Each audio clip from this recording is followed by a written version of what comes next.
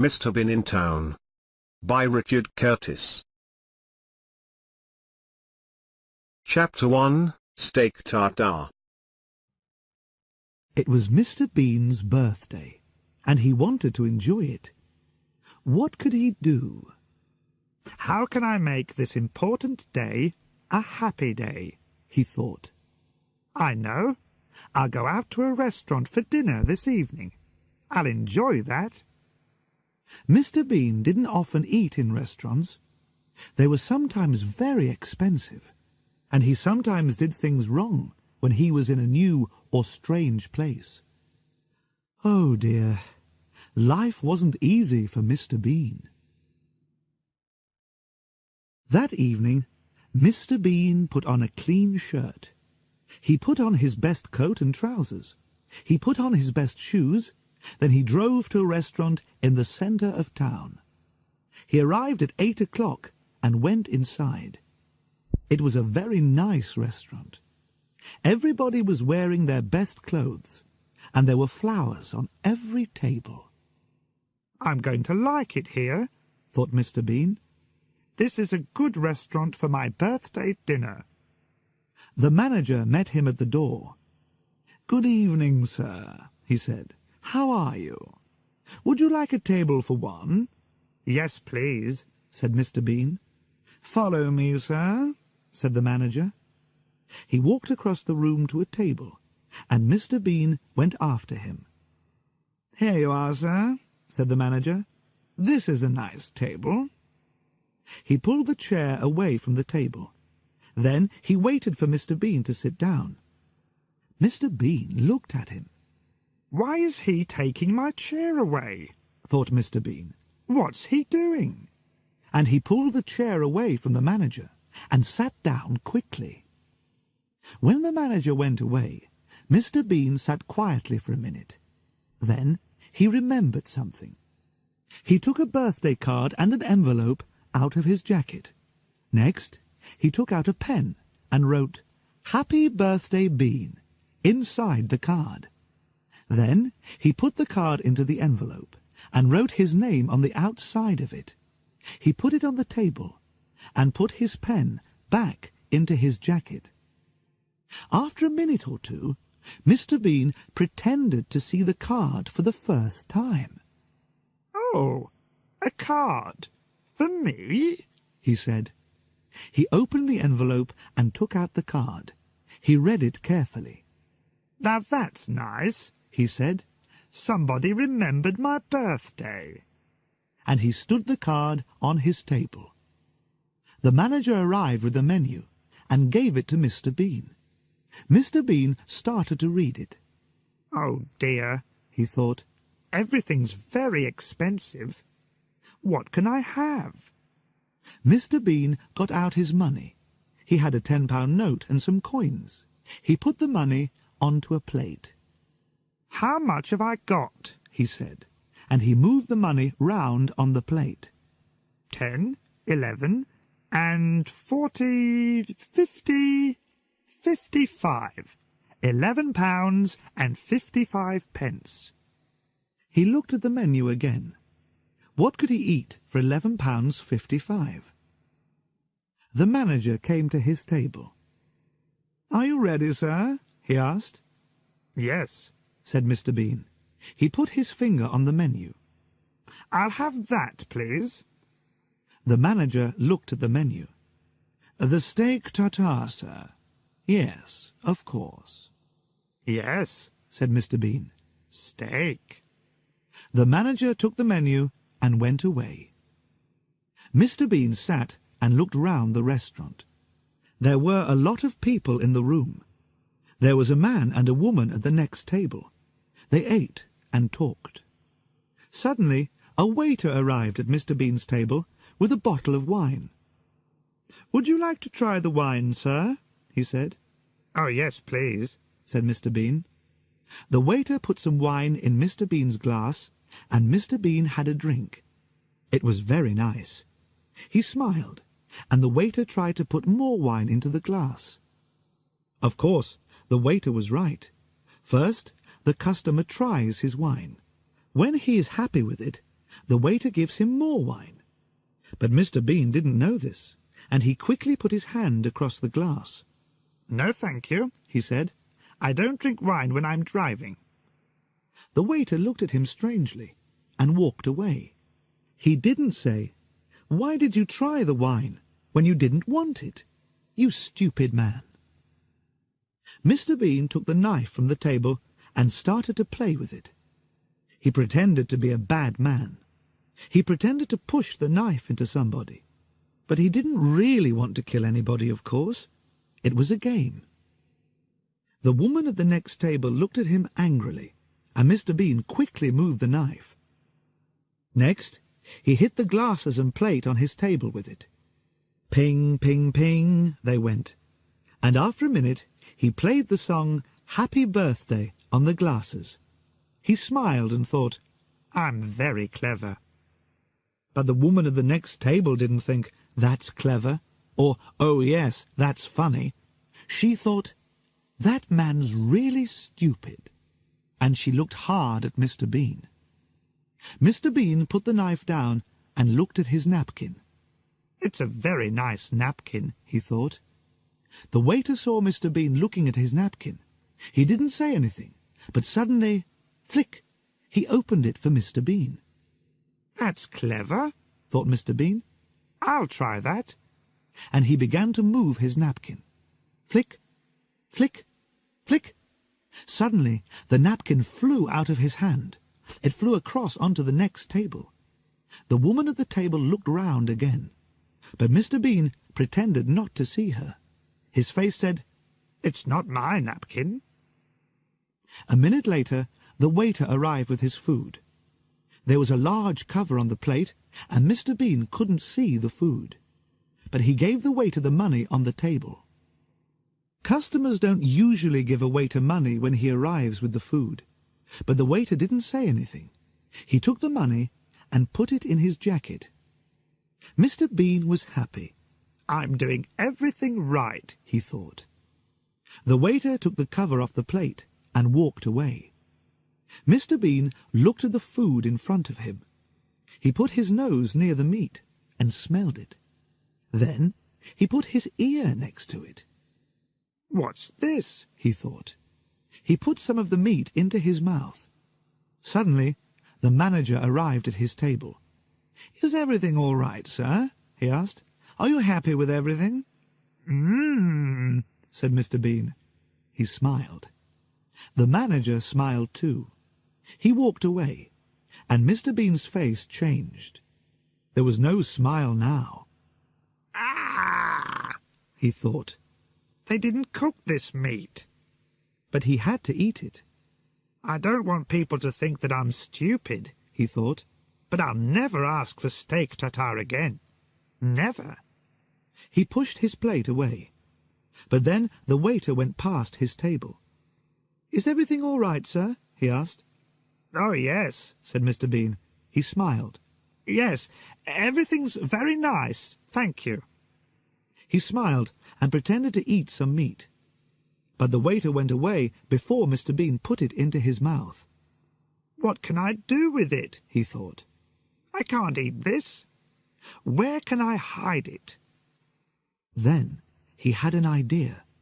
Carefully, he put the meat into the mustard pot and put the cover on it. "Where can I put some now?" he thought.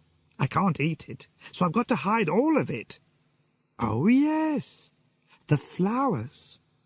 He took the flowers out of the vase, but then the manager went past, so Mr. Bean pretended to smell the flowers. Very nice," he said. The manager smiled and walked away. Quickly, Mr. Bean put some meat into the vase and pushed the flowers in on top of it. He looked round the table. "Where next?" he thought. "Yes, the bread." He took his knife and cut the bread roll. Then he quickly ate the middle of it. Now he could push some meat inside the roll. He did this. Then he put the roll down. He looked at the meat on his plate. "There's a lot of it," he thought. "Where can I hide it now?" He looked at the small plate on the table. Perhaps he could hide some meat under the plate. He looked round. Nobody's watching me, he thought. So he took more meat from the big plate in front of him and put it under the small plate. Then he pushed down hard with his hand. The waiter walked past his table again. Mr. Bean smiled at him and put his arm on the plate. After the waiter went away, he pushed down on the small plate again. That's better, he thought. Now you can't see the meat. Good. But there's more meat. Where can I hide it? He looked round the table. The sugar pot, he thought. But it's got sugar in it. What can I do? He thought quickly. Then he put some sugar into a wine glass. Next, he put some of the meat into the sugar pot. Then he put the sugar from the wine glass on top of it. Good, he thought. Nobody can see it in there. Suddenly, Mr. Bean could hear music. Where's that coming from? He thought. He looked round and saw a man with a violin. After a minute or two, the man came across to Mr. Bean's table and played for him. Mr. Bean smiled. This is nice, he thought. Then the man saw Mr. Bean's birthday card, and the music changed. The man started to play Happy Birthday. The people at the other tables looked round when they heard the song. Who's having a birthday, they thought. Then they saw Mr. Bean and smiled at him. Mr. Bean smiled back at them. He pretended to eat some of the meat, but he didn't put it into his mouth. The man with the violin walked round Mr. Bean's table and watched him. He played his violin and waited for Mr. Bean to eat the meat. And he waited and waited and waited. I'll have to eat some, thought Mr. Bean. He'll only go away when I eat it. So he put the meat into his mouth, and the man with the violin turned away to the next table. The meat was in Mr. Bean's mouth, but he didn't want to eat it. He wanted to put it somewhere. But where? He looked at the man with the violin. He moved quickly. He pulled open the back of the man's trousers and opened his mouth. The meat fell inside the trousers. He smiled. That was clever, he thought. The man with the violin moved round the next table. He played a song to the man and the woman. The music was very beautiful. They listened and drank their wine. They watched the man with the violin, so their eyes weren't on Mr. Bean. Nobody's eyes were on Mr. Bean. He saw this, and he had an idea. Mr. Bean quickly took the woman's bag from the floor. He opened it and pushed some meat inside it. Then he put the bag on the floor again. But when he did this, he accidentally put his foot out. The waiter walked past with some plates of food, and he fell over Mr. Bean's foot. The plates fell onto Mr. Bean's table and onto the floor. There was a loud crash, and the people at the other tables looked up quickly. "What happened?" they said.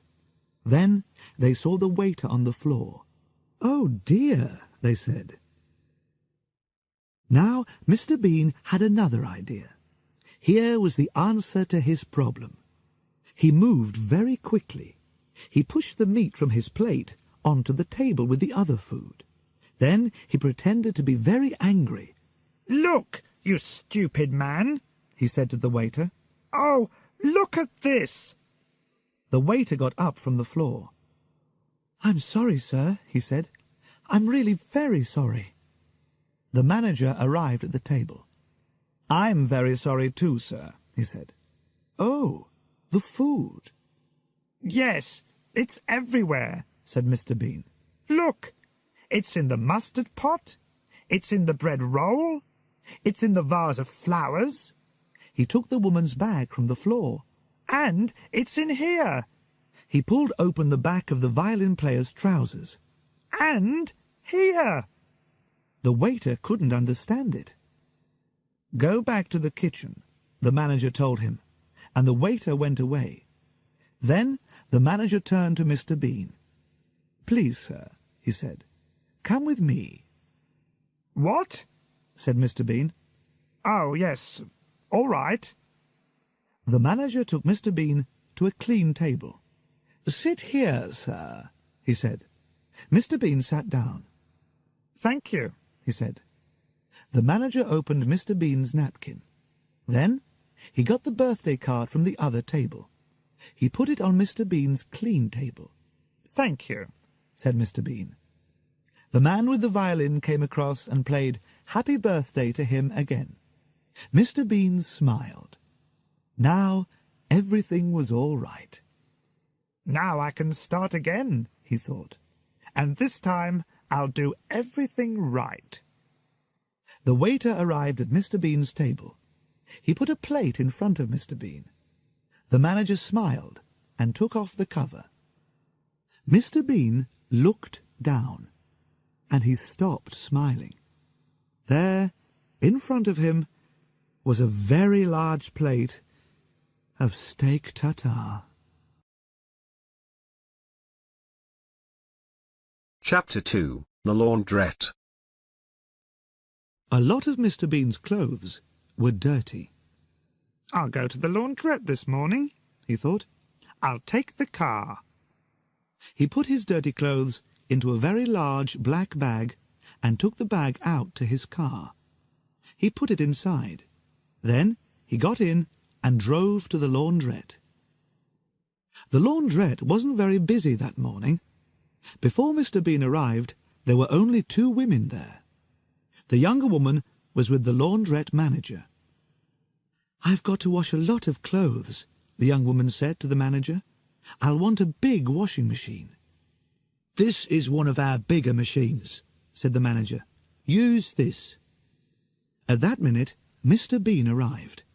He had the black bag on his back, and he couldn't get it through the laundrette door. "Oh," he said. He pulled and he pushed. He pushed and he pulled. In the end, he got the bag inside. He took it across to one of the washing machines. "Money," he thought. "I want 2 one-pound coins for the washing machine." He took 2 one-pound coins out of his jacket and put them on the top of the machine. But then Mr. Bean saw a note above the washing machine. Machines now cost £3. "Oh, no," thought Mr. Bean. "Have I got another one-pound coin?" He looked in his jacket and his trousers, but he could only find a 5-pence coin. He put this on top of the washing machine. Then Mr. Bean remembered something. He did have another 1-pound coin. But he looked round. The young woman was next to the big washing machine. Mr. Bean saw her putting some clothes into it. The laundrette manager was busy in his little office. "Nobody's watching me," thought Mr. Bean. "Good." He opened the front of his trousers. Then he started to pull out some string. The young woman turned suddenly and saw Mr. Bean pulling the string out of his trousers. "What is that man doing?" she thought. Mr. Bean saw her looking and turned away quickly. But now the older woman looked at him. Her eyes opened wide. "That's a strange man," the woman thought. "He's got string inside his trousers." On the end of the string was some paper, and inside the paper was a 1-pound coin. Mr. Bean smiled. He took the coin out of the paper and put it on the top of the washing machine. Then he put the 5-pence coin back into his jacket. Next, he opened the washing machine. A man came into the laundrette with a bag of dirty clothes under his arm. He was young and strong. When he saw Mr. Bean, he smiled. But it wasn't a nice smile. He didn't say hello or good morning. He pushed Mr. Bean away from the washing machine. "What?" began Mr. Bean. Then the young man pushed Mr. Bean's 1-pound coins onto the next machine. Mr. Bean was angry. He turned round to speak angrily, but then he saw the young man taking a white karate suit out of his bag. A karate suit, thought Mr. Bean. So he can fight. Perhaps I won't say anything. The young man pushed his white karate suit into the washing machine. Then he put some money into the machine and sat down on a chair.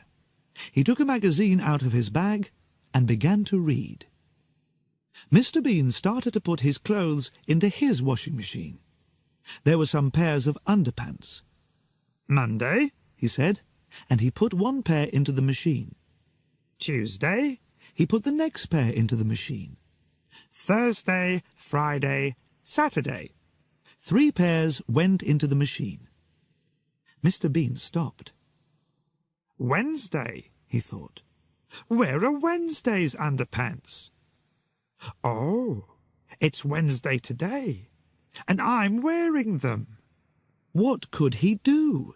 He had to wash them, so he had to take them off. He looked round. Where can I go? He thought. There was a partition near the washing machines.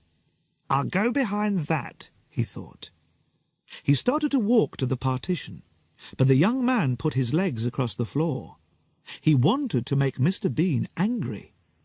But Mr. Bean remembered the karate suit. The man could fight. He walked round the young man's legs and said nothing. He went behind the partition and carefully took off his brown trousers. The young woman put some of her clothes into one of the very big washing machines. The other clothes were on the top of a smaller machine near the partition. She didn't watch her clothes very carefully. She didn't see Mr. Bean put a hand round the partition, and she didn't see him put his brown trousers down with her clothes. Mr. Bean took off his underpants, Wednesday's underpants. Then he put his hand round the partition. He took something, but it wasn't his brown trousers. It was a long brown skirt. Mr. Bean put on the skirt and came out from behind the partition. He walked back to his washing machine. The young woman took the brown trousers from the top of the smaller washing machine. She didn't look at them. She put them into the big machine. Next, she shut the door of the machine and took a magazine. Then she sat down on a chair near the dryers and started to read. She had her back to Mr. Bean, so she didn't see him wearing her skirt. Mr. Bean put his Wednesday underpants into his washing machine. Then he closed the door and put in his 3 one-pound coins. He sat down on a chair and saw the skirt. Oh, no, he thought. What's this? A skirt? Where are my trousers? The young man walked past him, and Mr. Bean tried to hide the skirt with his hands. I don't want him to see me in this skirt, he thought. What would he think? The young man went across to a machine on the wall and bought a cup of conditioner. Mr. Bean got up and went back to the partition. He looked at the washing machine next to it and remembered the young woman's clothes. She put my trousers in the big washing machine with her things, he thought. He went across to the big washing machine and tried to open it, but he couldn't do it. I'll have to wait, he thought, and he walked back to his chair. The young man put his cup of conditioner on the top of his washing machine. Then he looked at Mr. Bean and saw the skirt. He started to laugh. Mr. Bean looked away quickly. He got his black bag, and a pair of underpants fell out of it. Oh, Sunday's underpants, he said. He tried to stop his washing machine and open the door, but the machine didn't stop. What can I do? He thought. He looked down at the skirt. I know. I'll wear Sunday's underpants under this skirt. That's a good idea. He looked round, then went across to the conditioner machine, away from the other people. Carefully, he started to put on Sunday's underpants. He put his feet into them, and suddenly he couldn't pull them up. He couldn't move them. There was a strange foot on them. It was the young man's foot. Mr. Bean turned round and saw the young man laughing at him. Mr. Bean wanted to shout, "Go away, you stupid man!" but he was too afraid. After a minute, the young man laughed again and went back to his chair. Mr. Bean quickly pulled up Sunday's underpants. He was angry. "I don't like people laughing at me," he thought, and he looked at the young man. "What can I do to him? I can't fight him. He's too strong." Then he had an idea. There was a coffee machine next to the machine for conditioner. Mr. Bean went across to it and got a cup of black coffee. He smiled and walked back to his washing machine with the coffee. The young man's eyes were on his magazine. He didn't look at Mr. Bean or the washing machine. "Now," thought Mr. Bean, and he quickly changed the young man's cup of conditioner for his cup of black coffee. Then he carried the cup of conditioner to his chair and sat down. He smiled. "That will teach him a lesson," he thought. After a minute, the young man stood up and went to his machine. He had to put the conditioner into it now. He stood next to the machine and laughed at Mr. Bean's skirt. So he didn't look at the cup when he put the conditioner into the top of his washing machine.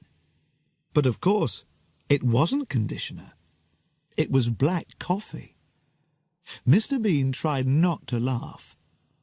The young man sat down in his chair again and looked across at his washing machine.